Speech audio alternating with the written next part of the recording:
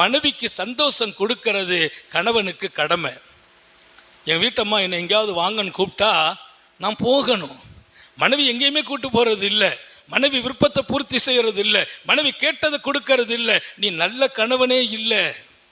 இது மார்க்கம் சொல்கிறது, ஷரியத்தின் நிழலில். அதனால அல்லாஹ் ரசூலுக்கு மாத்தமா இல்லை, ஷரியத்தின் நிழலில் உங்கள் மனைவி உங்களோடு பயணமாக பிரியப்படுகிறார்களா, நீங்கள் கூட்டு போக வேண்டும்.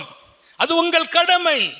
உங்கள் மனைவி உங்களிடத்தில் எதிர்பார்க்கிற ஹலாலான தேவைகளை நீங்கள் பூர்த்தி செய்ய வேண்டும். இன்னும் சொன்னால் அவங்க கொஞ்சம் காசை எதிர்பார்ப்பாங்க, கொடுக்க வேண்டும். அது உன் கடமை. வீட்டுக்கு செய்யும் செலவில் கணக்கு பார்க்க வேண்டாம் என்கிறார்கள் காரூணிய சீலர் ஸல்லல்லாஹு அலைஹி வஸல்லம். குடும்ப செலவு கணக்கு பார்க்க கூடாது. மனைவிட்ட போய் கராரா பேசுறது அது அழகான வாழ்க்கை அல்ல. குடும்ப செலவில் விசாலமாக நடங்கள்.